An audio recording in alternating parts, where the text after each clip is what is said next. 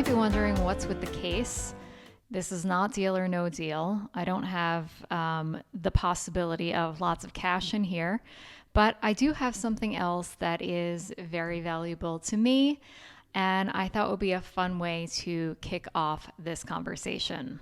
If you are someone who is creative and you're looking for either a special gift idea for someone in your family, or if you're looking for ideas for a new creative project that incorporates your family and your family history into it, you're in the right place. I have lots to share today, but let's start with what's in this.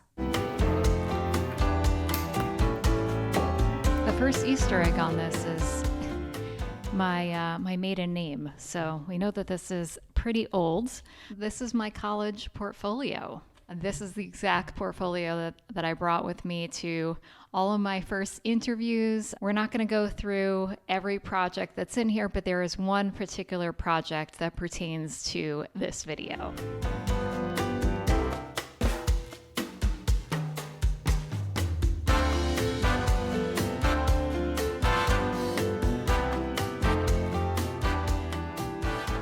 And here it is at the bottom. It was the last one in here.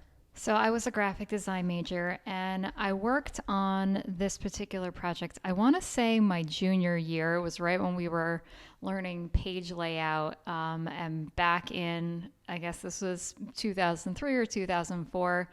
We weren't even using InDesign yet. We were still using Quark Express for my fellow old school graphic designers. And the assignment was to create a book on anything that we wanted, on any topic. And I landed on the topic of my family. I wanted to talk to people in my family, and I knew we had a lot of old photos. My mom was born in Italy, and my dad's family is also Italian. So we have a lot of kind of like rich immigrant type stories. So this is what I landed on, and I'll give you a little peek at it. This is probably going to be very cringy for me to look at, but we all have beginnings and we all have to start somewhere, right?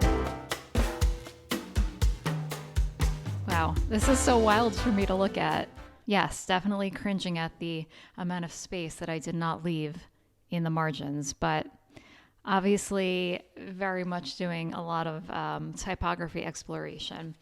And I remember when I first had the idea for this project, I interviewed my grandparents, I interviewed aunts and uncles, and I took all of these notes. And I think in the end, I just really focused on making this more of a family tree and started with my great-grandparents going all the way up to me and my sisters, and kind of share the story of each of my grandparents and great-grandparents, how they met, and then their love story. I still remember some of those stories. And now, since then, I've had some of these family members pass on, and this has become even more special. So the reason that I am starting this video with this project is to share that I have been fascinated with family history, I think, from a young age. It comes a little bit from each of my parents. My dad has always been really good about kind of educating me and my sisters about who everyone is in our family, even though it's big and there are a lot of people, but I know that was something that was always really important to him, is that we know who everyone is and how everyone is connected. And from my mom, she was our family documentarian. She was always the one with the camera out, and still to this day reminds us of how important it is to capture these memories that we have, because they really end up being a big part of our legacy. I don't think that you have to be a creative person to have an interest in your family history. But I think that as creative people, we kind of have this gift of being able to act as sort of a facilitator in having conversations like this, and then taking those findings, the things that people are learning when they're doing things like Ancestry.com or having conversations with grandparents and aunts and uncles. But then we are the ones who can take all of that information and do something with it. It's not just sitting in our brains. We can take that information and create so many different things from it. And that's why I thought that creating a video like this might be fun to research and come up with some different ideas to springboard your creative family projects.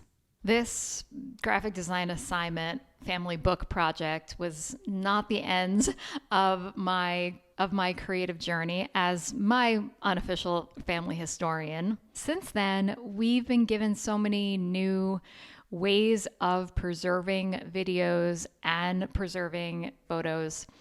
And more recently, just in this last year, my mom brought basically our entire collection of family photos from my immediate family, all of the albums and all the boxes of photos that we've had from the last 40-ish years.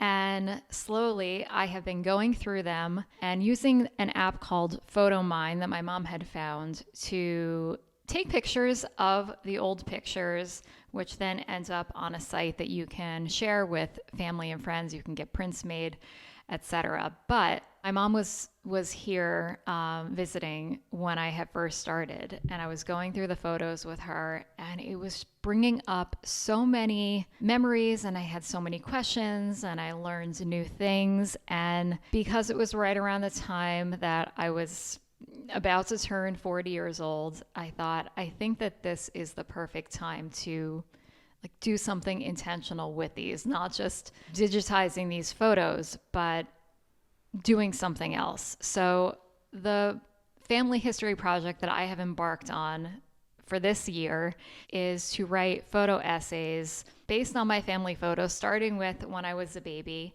and going through and writing about whatever comes to mind. It hasn't necessarily all been descriptive, like here's what's in this photo and here's what was happening on this day, but the thoughts and memories that are coming up for me. And I have been ending each of these posts with prompts for you.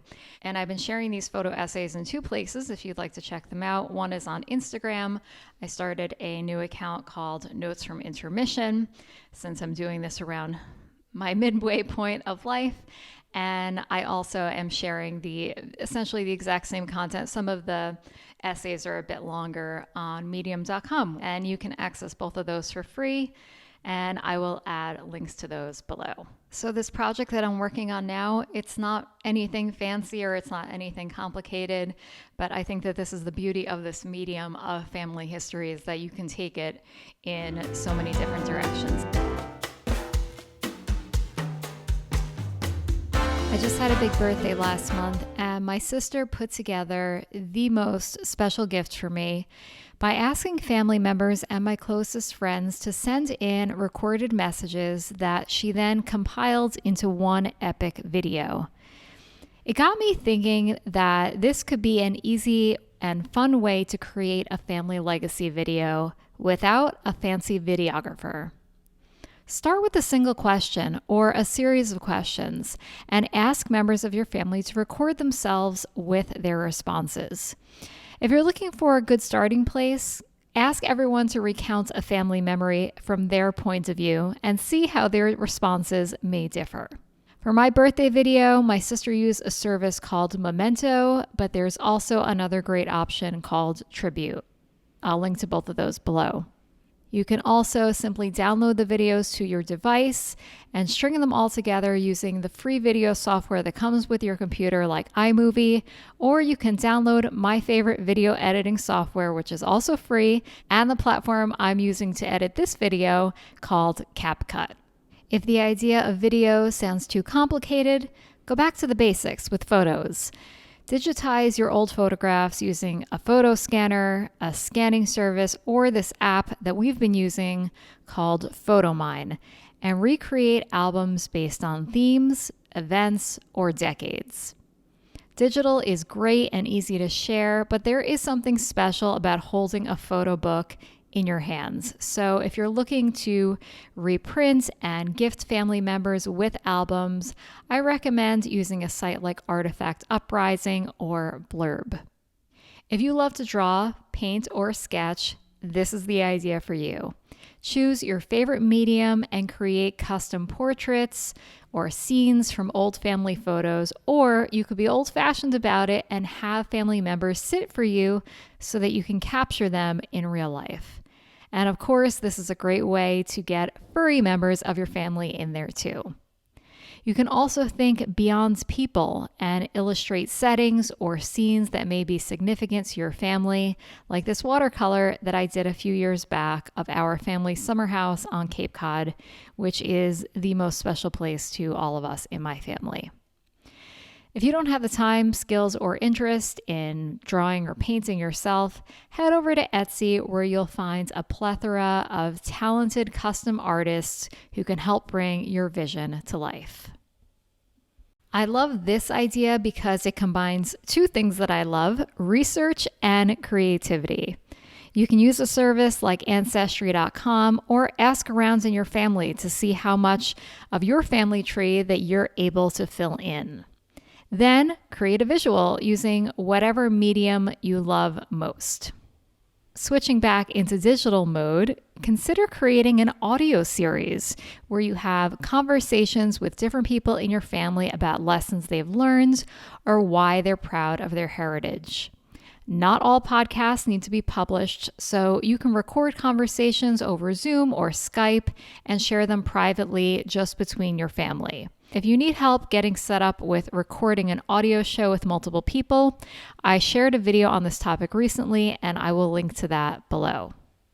If you have an upcoming event like a birthday party, an anniversary, or a family reunion, a trivia game is a great way to get people talking, remembering, and sharing stories. Here's a peek at the trivia game that we created for my grandpa's 80th birthday party. But you don't need to wait for an occasion to host a trivia event.